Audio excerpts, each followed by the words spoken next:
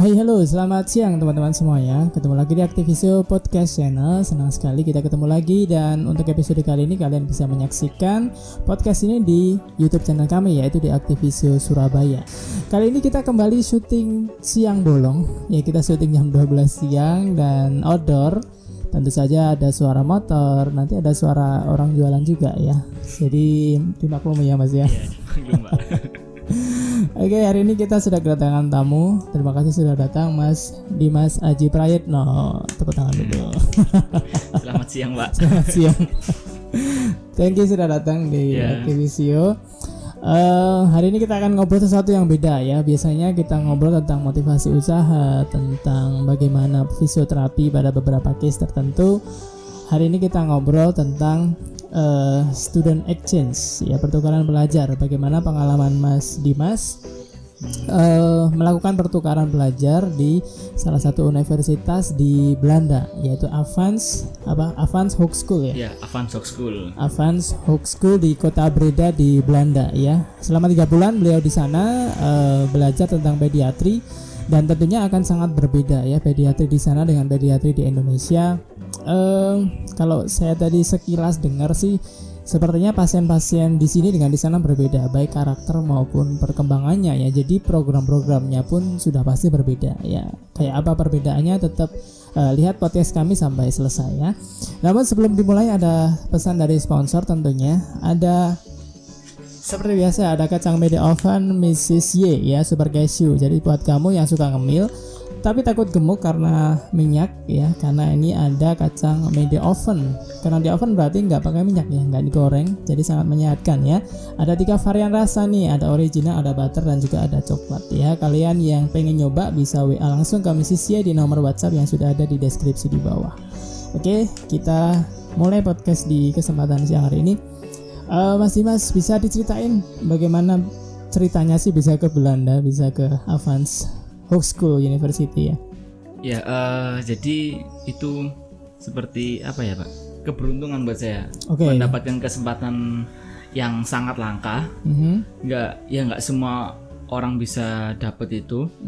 Jadi kebetulan di kampus saya waktu itu emang udah kerjasama lama dengan Avans University tadi. Jadi kebetulan dari Kaprodi menawarkan mau nggak berangkat kayak gitu. Dan alhamdulillahnya orang tua juga mendukung. Karena ada kesempatan yang langka tadi. Iya. Penawarannya untuk program apa itu berarti? Kemarin tuh kan kebetulan saya sama teman saya, jadi 2 orang Pak yang berangkat. Itu dapat tawaran minor pediatrik program. Pediatrik. Ya. Jadi hanya khusus membahas tentang pediatrik. Jadi 3 bulan di sana belajar tentang pediatrik. Kemudian setelah sampai di sana sistemnya kayak apa tuh? Sistem kuliah kah atau praktikum atau? Jadi ya kuliah juga, tapi ada juga prakteknya. Jadi lebih ya di kelas gitu model pembelajarannya. Kemudian lebih ke pediatri berarti ya, memang khusus pediatri. Ditawarkan di sana pediatri. Sekarang pediatrinya yang gimana nih? Yang konseptual, kemudian yang teknik. Kalau teknik yang seperti apa? Atau ke bobat atau voita atau apa gitu ya? Jadi kemarin kita nggak dapat yang teknik khusus kayak bobat atau voita yang di Belanda biasanya gitu Pak. Jadi kita lebih ke konsep. Bagaimana bikin building blocks tentang membuat suatu exercise. Jadi mulai dari yang level easy sampai yang level hard. Kayak gitu. Jadi terus juga bagaimana waktu ketika membuat exercise itu tidak hanya sekedar motorik, tapi juga ada termasuk dari kognitifnya gimana kayak gitu. Terus dari kemampuan visualnya juga diikuti kayak gitu. Berarti kalau kita kan dominan di motor ya di Indonesia ya. Jadi bagaimana berguling, bagaimana duduk dan seterusnya. Berarti di sana lebih fase setelahnya mungkin ya. Jadi banyak kognitifnya. Ya, bisa dibilang Jadi untuk anak bisa untuk fisioterapis memberikan metode tersebut yang membuat suatu exercise itu ya anaknya harus bisa fungsional paling enggak. Oke. Jadi Dan sudah paling enggak bisa komunikasi. Bisa mengerti apa yang diberikan oleh terapisnya tadi. Oke. Berarti untuk anak-anak yang CP agak berat yang hanya tiduran sepertinya tidak ke arah sana ya? Iya, nggak ke arah sana. Ya mungkin karena memang perbedaan tingkat kesehatan di sana dengan di Indonesia. Waktu itu juga sempat bertanya Mbak dengan dosen. Yang di sana itu memang CP di sana ya ada yang berat atau yang komplikasi itu ada, cuma hanya beberapa. Jadi kebanyakan itu yang ringan. Jadi kebanyakan kasusnya kayak CP atau Down syndrome atau ADHD. Kebanyakan yang kayak gitu. Jadi untuk yang CP sampai komplikasi yang hanya bed rest itu jarang ya. Berarti karena memang derajat pelayanan kesehatannya di sana yang sangat bagus ya. Iya, sangat bagus. Oke, jadi tidak ditemui case-case yang kayak di sini di mana banyak yang spastik, hanya tiduran, tidak bergerak gitu ya. Oke, jadi mereka justru di level atas ya. Lebih atas, lebih jadi, mandiri, kognitifnya bagus itu. Lebih mandiri dan ya tadi kasusnya nggak terlalu berat. Untuk yang contohnya SCP tadi, cuma yang ringan kayak gitu. Oke, berarti kebalikan di sini ya. Ya. Kalau di sini kita kan metodenya banyak ya karena memang pasar masyarakatnya butuhnya di level dasar. Ya, benar. Karena di Indonesia sendiri untuk kasusnya lebih ke komplikasi, kemudian ya mungkin layanan kesehatannya jauh berbeda. Oke, sehingga itu tadi mengakibatkan kayak kurikulum ataupun yang dipelajari pun di level atas ya. Iya. Kalau kita kan di level bawah istilahnya sibuk di postur ya, berguling, duduk dan seterusnya. Kalau sana sudah setelah berjalan itu ngapain aja sih untuk kognitif gitu ya? Ya, jadi ada goal-goal tertentu untuk yang lebih ke fungsional, mau goal untuk lari atau sampai lompat, sana. ya. Terus juga untuk misal melempar itu. Jadi nanti goal berikutnya seperti itu. Yang ditujukan menggunakan metode yang tadi itu. Jadi cukup jauh ya. Oke. Kemudian detail kurikulumnya yang diterima apa nih Mas? Misalkan neuroscience, kemudian setelah itu belajar apa yang bisa dibagi ke teman-teman semua. Jadi kemarin yang saya dapat itu lebih ke motor kontrolnya Pak. Jadi materinya lebih ke motor kontrol sama tetap juga mempelajari perkembangan anak, mulai dari bayi sampai 5 tahun mungkin. 5 tahun. Dan selain itu yang paling dominan itu di motor kontrol aja, selalu di motor kontrol. Bagaimana cara mengontrol gerakan tadi, terutama yang contohnya yang raising and grasping gitu ya Pak.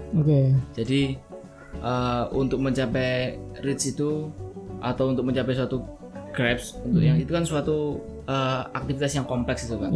Nah itu dari proses awalnya kayak apa, terus untuk membuat latihannya itu kayak gimana, kayak gitu. Berarti ya lebih ke langsung ke function ya. Iya, lebih ke function. Sudah tidak ada materi rilis pasti. Gak ada. Lebih langsung ke functional exercise kayak gitu terus. Karena tadi kembali case-nya di sana sangat ringan-ringan. Iya, benar sekali. Yang kita jumpai. Oke, kemudian setelah itu setelah dapat kurikulum tadi, kemudian tugasnya apa? Membuat suatu program. Ya, jadi kita waktu itu kan itu saya kebetulan ikut satu blok aja Pak. Jadi waktu di ujian satu blok pertama itu kita disuruh mempresentasikan suatu kasus dan juga memberikan functional exercise-nya. Contoh functional exercise-nya kayak apa dan diberikan alasannya. Iya, berarti membuat satu program untuk case tertentu disesuaikan dari ringan sampai berat gitu ya, kurang lebihnya.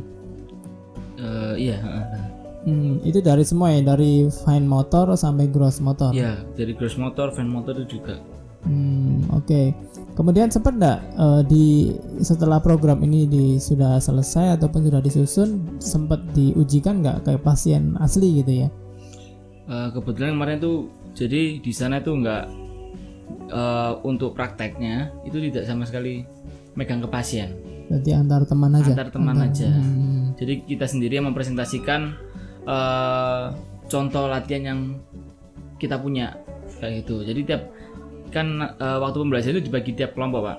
Jadi tiap kelompok dapat case apa? Dapat case apa, juga ada alat-alat ini.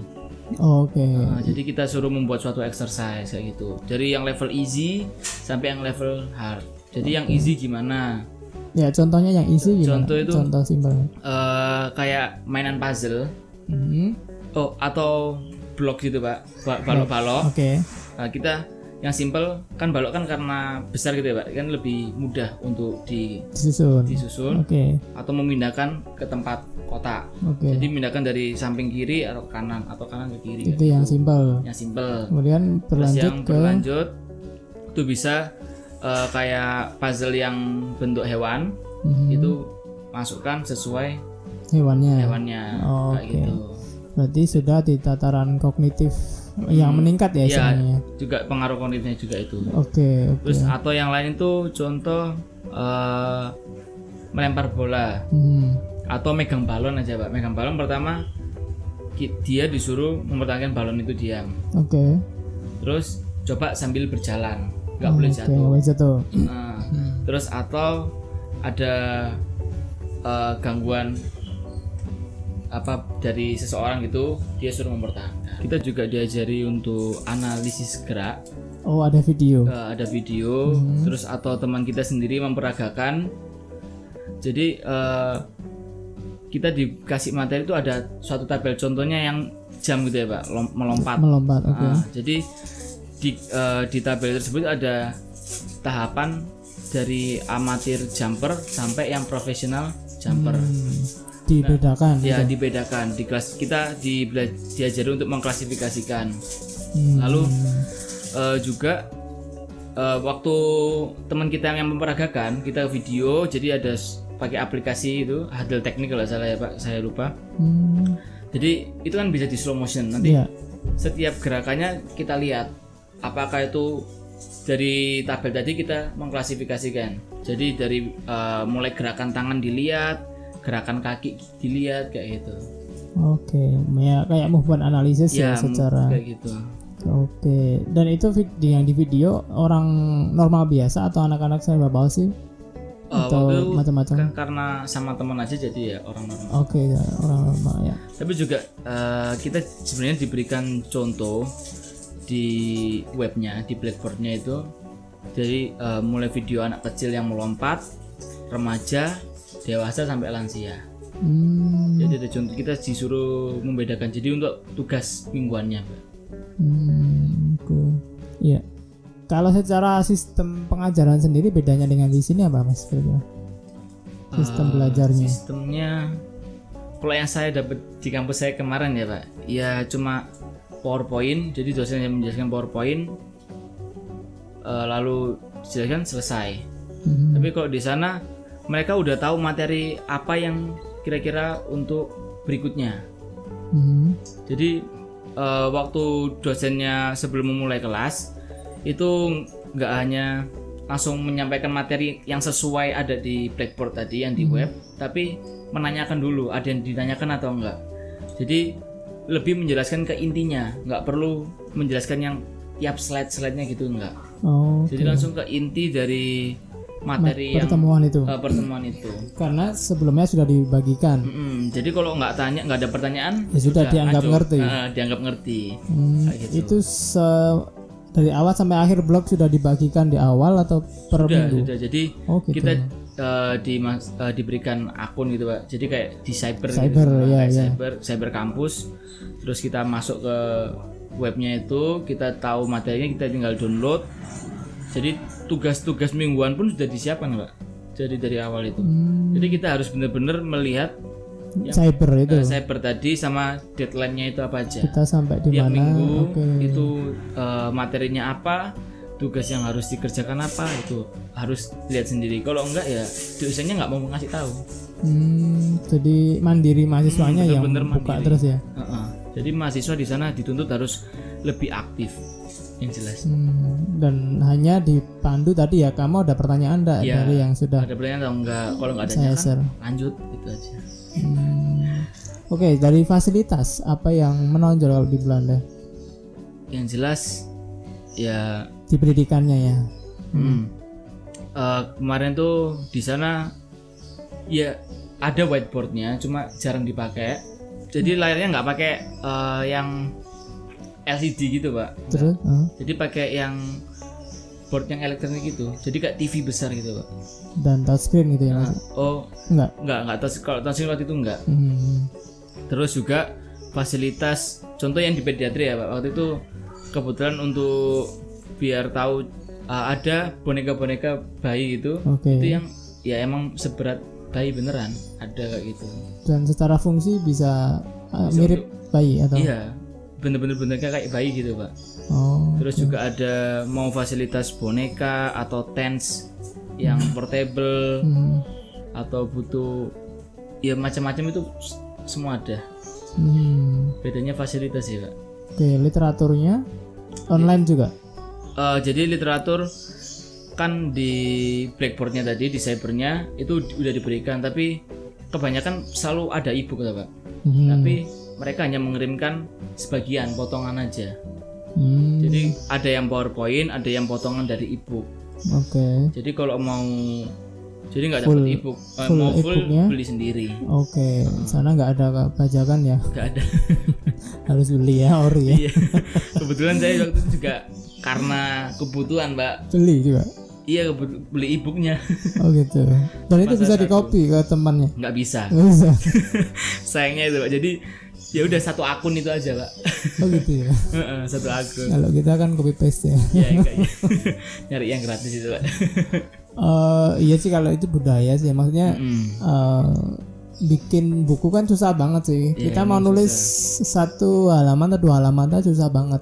Apalagi bikin e-book yang ratusan halaman, kemudian orang tinggal copy paste, kita yang bikin nggak dapat royalti atau apa. Ya memang ya agak susah, cuma nanti pelan-pelan tetap harusnya sih ke sana sih, karena penghargaan hak cipta itu luas banget ya, nggak cuma e-book tapi ada lagu, ada segala macam. Kita tinggal fotokopi, tinggal ngopi saja, itu sebetulnya bukan apa ya, nggak legal sih sebetulnya. Iya. Dan bedanya lagi pak, kalau kita waktu presentasi mau dosen atau mahasiswanya sana yang senior juga, waktu itu kan sempat ada yang senior presentasi ujian gitu pak, masuk ke kelas kita. Setiap presentasi itu mereka mencantumkan literatur apa yang mereka pakai. Kalau sedangkan selama saya kuliah 4 tahun, kita hanya presentasi itu nggak tahu sumbernya dari siapa, mau dari Wikipedia atau apa, nggak jelas gitu kan pak. Kita nggak tahu, yang penting kita dapat materinya. Jadi kita nggak tahu sumber aslinya mereka dapat buku dari mana, jurnal apa gitu kan. Kok di Indonesia kayak gitu, di kampus saya waktu itu bedanya kayak gitu. Jadi benar-benar mereka mengutamakan literatur. Waktu saya juga ujian akhir blok itu, blok pertama ya ditanyakan. Waktu itu kan saya kebetulan saya milih kasus itu congenital hip displacement. Nah, saya juga karena yang saya dapat dari kampus itu ada manipulasi gitu ya Pak. Saya jelaskan sebenarnya kan materi yang saya dapat functional exercise, tapi saya berikan manipulasi itu tadi. Itu ditanyakan langsung mbak sama dosen. Ini dari mana ya? Ada sumbernya nggak kayak gitu? Terus bilang apa? Nggak ada? Saya bilang ada, ya karena kan memang ada. Tapi ditanya detail mana gitu nggak sampai? Nggak sampai tanya detail. Gitu ya. Tapi bener-bener di sana itu harus ada literaturnya. Yang ditulis harus ada alasannya. Ada alasannya. Nggak bisa asal menjelaskan. Oke, sempat keliling ke itu apa kayak kampus fisioterapinya itu nggak?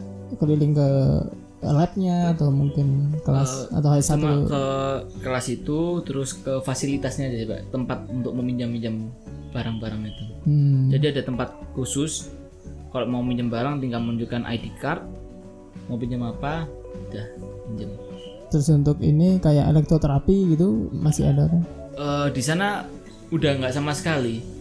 Jadi malah waktu itu saya sama teman saya itu Firdaus itu tempat ditawarkan mau nggak TENS. Suruh bawa maksudnya? Iya. Oh gitu. Suruh bawa Pak. Kalau mau bawa aja nggak apa-apa. Tapi kamu packing sendiri kayak gitu. Jadi bener-bener mereka nggak menggunakan elektroterapi. Setahu Dimas di kampus itu aja atau ya yang seluruh saya tahu, Belanda? Maksudnya fisioterapi Belanda udah nggak pakai elektroterapi? Yang saya sempat tanya-tanya, memang di sana udah meminimal menggunakan alat-alat itu elektroterapi tadi, lebih ke functional exercise. Jadi movement analisis langsung fungsional gitu. Oke. Jadi alat-alat sudah belas yang dipakai ya. Iya. Ya nanti disimpulkan sendiri gimana ya. Oke, ya terakhir sebagai closing ada yang disampaikan terakhir mungkin dari pengalaman kemarin yang kira-kira bisa memberi input untuk kita semuanya. Yang jelas ya kita nggak bisa, ilmu yang kita dapat tuh nggak cuma di kampus ya, terutama saya kan fresh graduate ya Pak. Yang jelas masih kosong gitu. Ternyata yang yang saya dapat dari kampus itu benar-benar kurang. Jadi saya harus upgrade sendiri. Iya betul. Upgrade cari ilmu sendiri kayak Pak Habib ikut pelatihan Pobat atau dan lain-lain kayak gitu. Intinya kampus hanya sebagai basic aja ya. Hanya sangat basic Pak. Benar-benar kurang saya. Jadi maksudnya kita tidak hanya mengandalkan setelah lulus sudah bisa ahli apa gitu ya. Jadi tetap harus explore sendiri setelahnya. Explore sendiri benar. Ya, jadi ini ya jangan berpuas setelah kita lulus bisa dapat skill apa gitu ya. Benar. Kita belajar pokoknya. Oke, siap. Oke, thank you Mas Dimas sudah datang ke Aktivisio Podcast Channel. Iya, sama-sama kita jadi tahu bagaimana pendidikan di Belanda ya, bagaimana manajemen di sana, dan ternyata sangat beda banget. Karena memang derajat kesehatannya juga berbeda sehingga treatment pasien pediatri pun jadi sangat berbeda ya. Di sini masih di fase sangat dasar, kita berkutat di postur, head control ya, di sana sudah ke function ya, bagaimana meloncat bahkan melompat dan lari dan seterusnya. Jadi satu pandangan yang unik ya untuk kita jadikan sebuah bahan pelajaran. Oke, kurang lebihnya itu terima kasih teman-teman sudah melihat podcast ini, dan tetap join dan juga subscribe di Aktivisio Surabaya untuk channel YouTube kami. Sedangkan untuk podcast audio kalian bisa saksikan dan dengarkan di Anchor.fm dan juga di Spotify ya. Terima kasih Mas Dimas sekali lagi. Iya, sama-sama. Oke, ya kita ketemu lagi di podcast edisi selanjutnya teman-teman. Salam sehat, salam bahagia. Assalamualaikum warahmatullahi wabarakatuh.